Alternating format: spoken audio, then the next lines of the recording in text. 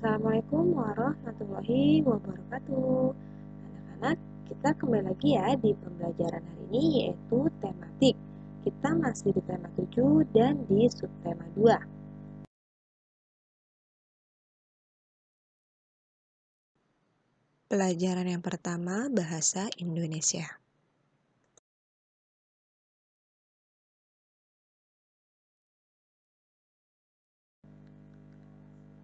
Materi pembelajaran bahasa Indonesia yang pertama yaitu menjelaskan arti kata sulit dalam teks non-fiksi 2. Saat membaca, tentu kamu pernah menemukan kata-kata yang belum kamu ketahui artinya. Memahami arti kata-kata sulit dapat kamu latih dengan terus membaca dan mencatat pada selembar kertas arti kata tersebut. Kamu dapat mencari arti kata tersebut pada Kamus Besar Bahasa Indonesia.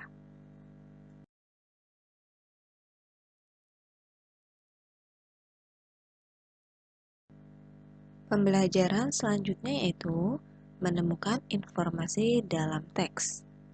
Berikut adalah hal-hal yang dapat dilakukan untuk menemukan informasi dalam suatu teks. Yang pertama, bacalah teks dengan seksama. Kemudian yang kedua, rumuskan pertanyaan dengan konsep adik Simba. Apa, di mana, kapan, siapa, mengapa, dan bagaimana. Yang ketiga, temukan jawaban dari pertanyaan yang telah dirumuskan. Dan yang keempat, lakukan diskusi dengan temanmu terkait teks yang telah dibaca.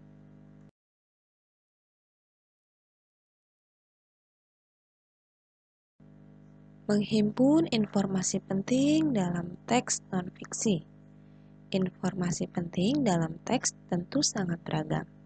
Kamu dapat menghimpun informasi penting dalam teks non-fiksi. Menghimpun berarti mengidentifikasi dan mengumpulkan informasi berdasarkan teks. Informasi yang telah kamu peroleh sebaiknya dicatat agar kamu tidak lupa dan dapat membagikannya kepada orang lain.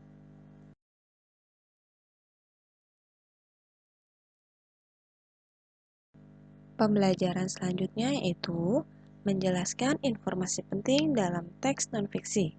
Perhatikan hal-hal berikut saat menjelaskan informasi penting dalam teks. Yang pertama, jangan mengurangi atau menambah informasi dari luar isi teks yang dibaca. Kemudian, kedua, jika ada kata sulit, carilah artinya terlebih dahulu.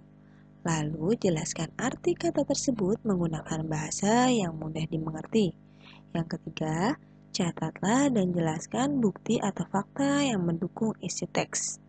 Yang keempat, jangan menggabungkan informasi yang didapat dengan tanggapan atau komentarmu tentang teks tersebut. Dan yang kelima, gunakan bahasa yang santun dan mudah dipahami oleh orang lain.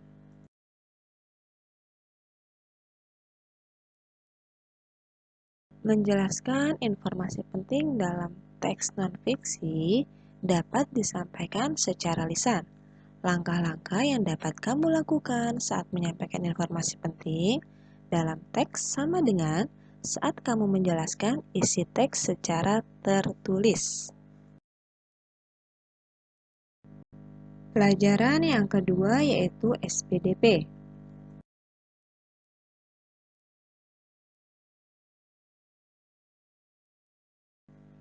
Materi pembelajaran SPDP yang pertama yaitu menjelaskan pola lantai dalam tari. Dalam sebuah tarian terdapat gerakan-gerakan berpindah. Gerakan-gerakan berpindah tersebut seakan-akan membentuk garis.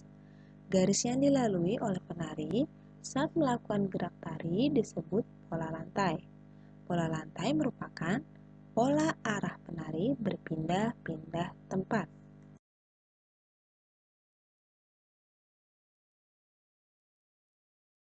Sekarang kalian dapat perhatikan bentuk atau contoh pola lantai yang dibuat oleh formasi penari. Gambar pertama, formasi penari membentuk pola lantai garis lurus ke depan. Gambar kedua, formasi penari membentuk pola lantai garis diagonal. Dan yang ketiga, formasi penari membentuk pola lantai persegi.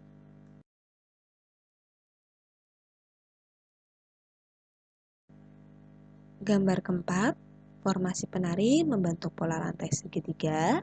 Gambar kelima, formasi penari membentuk pola lantai garis zigzag. Dan yang keenam, formasi penari membentuk pola lantai segi 5. Materi pembelajaran selanjutnya yaitu mempraktikkan gerak dasar tari daerah. Gerak dasar merupakan unsur utama dalam suatu tari. Gerak dasar tari daerah meliputi gabungan dari gerak kepala, gabungan dari gerak kaki, gabungan dari gerak tangan, dan gabungan dari gerak badan. Bentuk gerakan setiap anggota tubuh dalam suatu tari daerah beragam yaitu gerak yang lemah lembut, gerak mengentak, gerak yang memerlukan ruang luas atau sempit. Tempo dari gerakannya pun juga beragam antara lain. Yang pertama gerak cepat, kedua sedang, dan yang ketiga lambat.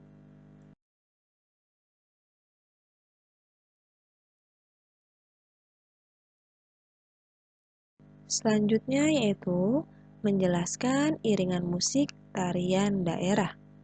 Alat musik yang digunakan untuk mengiringi tari daerah biasanya menggunakan alat musik tradisional. Menggabungkan musik tradisional dengan tari daerah akan membuat pementasan sebuah tari menjadi lebih indah dan menarik.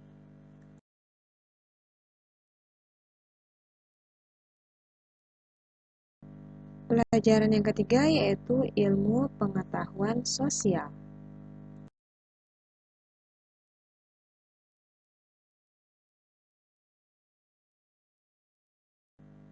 Materi pembelajaran ilmu pengetahuan sosial yang pertama yaitu menjelaskan keragaman rumah adat di Indonesia. Rumah adat adalah rumah khas suatu daerah yang bentuknya disesuaikan dengan kondisi lingkungan masyarakat setempat. Contohnya joglo, rumah adat asal dari Jawa Tengah.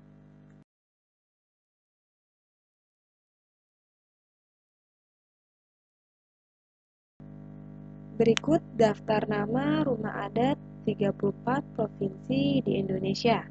Yang pertama Aceh, yaitu Rumah Aceh. Yang kedua Sumatera Utara, yaitu Rumah Balai Batak Toba atau Rumah Bolon. Yang ketiga Sumatera Barat, yaitu Rumah Gadang. Yang keempat Riau, yaitu Rumah Selakso Jatuh Kembar. Yang kelima Kepulauan Riau, yaitu Rumah Belah Bumbung. Yang keenam Jambi, yaitu Rumah Panggung.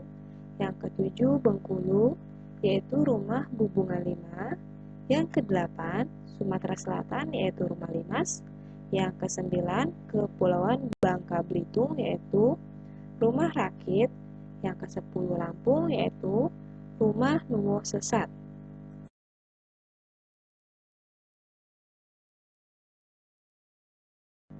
Provinsi Banten, yaitu Rumah Baduy. DKI Jakarta Rumah Kebaya. Jawa Barat Rumah Kasepuhan, Jawa Tengah Rumah Joglo, Daerah Istimewa Yogyakarta Rumah Joglo dan Bangsal Kencono, Jawa Timur yaitu Rumah Joglo Situbondo,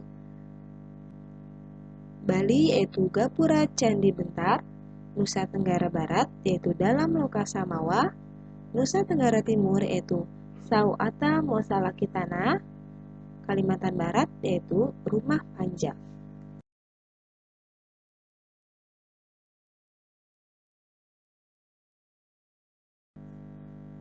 Kalimantan Tengah yaitu Rumah Betang, Kalimantan Timur yaitu Rumah Lamin, Kalimantan Utara yaitu Rumah Baloi, Kalimantan Selatan yaitu Rumah Bubungan Tinggi, Sulawesi Utara yaitu Rumah Pewaris, Gorontalo yaitu Rumah Duluhupa, Sulawesi Tengah yaitu Rumah Tambi, Sulawesi Barat yaitu Rumah Banualayuk, Sulawesi Selatan yaitu Rumah Tongkonan, Sulawesi Tenggara yaitu Istana Kesultanan Buton.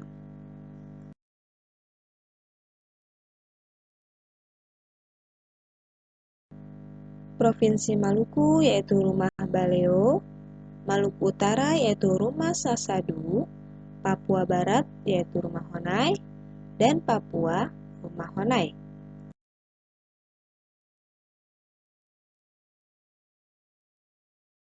Menjelaskan keragaman pakaian adat di Indonesia. Pakaian adat disesuaikan dengan kondisi alam dan sosial masyarakatnya. Berikut beberapa contoh pakaian adat di Indonesia. Dari Sumatera, nama pakaian adatnya yaitu Ule Balang. Dari Aceh, Ulos Sumatera Utara, Bundo Kanduang dari Sumatera Barat, Indragiri, Riau, Belangga, Kepulauan Riau, Aesan Geda dan Aesan Pasango dari Sumatera Selatan, Paksian dari Bangka Belitung, serta Tulang Bawang dari Lampung. Kemudian wilayah Jawa, baju pangsi dari Banten, pakaian adat Betawi yaitu dari DKI Jakarta, kebaya dari Jawa Barat dan Jawa Tengah, kasatrian dari Daerah Istimewa Yogyakarta, dan pesaan dari Jawa Timur.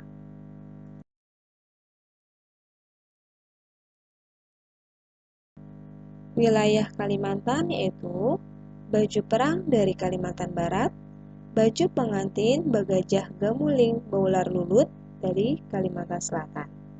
Untuk wilayah Sulawesi, Biliu dari Gorontalo, pakaian adat suku Tolaki yaitu dari Sulawesi Tenggara, baju ngegembe dari Sulawesi Tengah, baju bodo dari Sulawesi Selatan, dan pakaian adat Mandar dari Sulawesi Barat. Untuk wilayah Maluku, baju cele dari Maluku, dan pakaian menteran lamo dari Maluku Utara. Untuk wilayah Papua, pakaian adat ewer dari Papua Barat, dan pakaian adat Papua dari daerah Papua.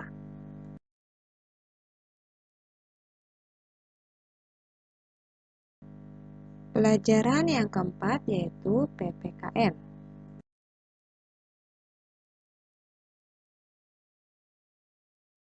Pembelajaran PPKN yaitu menjelaskan keragaman rumah adat dan cara pelestariannya. Penting bagi kita untuk melestarikan rumah adat. Usaha pelestarian yang dapat dilakukan adalah sebagai berikut. Yang pertama, mengunjungi rumah adat saat berlibur ke suatu daerah. Yang kedua, tidak mencoret-coret dan merusak fasilitas rumah adat. Yang ketiga, menjaga kebersihan rumah adat di suatu daerah. Yang keempat, menghargai bentuk rumah adat suku lain. Dan yang kelima, mempromosikan keindahan rumah adat suatu daerah sesuai pengetahuanmu.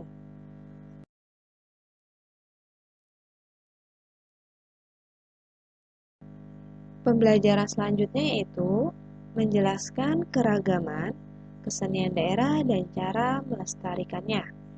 Indonesia kaya akan kesenian daerah. Salah satunya adalah seni tari. Seni tari merupakan tradisi yang biasa ditampilkan saat upacara adat tertentu. Keragaman kesenian daerah yang dimiliki Indonesia dapat kita lestarikan melalui upaya-upaya berikut. Yang pertama, menghargai kesenian yang dimiliki oleh daerah lain. Yang kedua, mempelajari seni tari dan alat musik daerah lain dengan bersemangat. Yang ketiga, mengenalkan seni pertunjukan daerah kepada orang lain. Yang keempat, menghafalkan dan menyanyikan lagu daerah dengan bersemangat. Dan yang kelima, mempromosikan kesenian suatu daerah sesuai pengetahuanmu.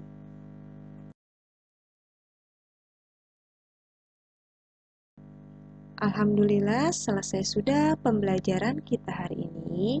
Semoga bermanfaat untuk kalian ya. Jangan lupa kerjakan tugas yang Ibu berikan dan tetap semangat dalam belajarnya. Terima kasih. Wassalamualaikum warahmatullahi wabarakatuh.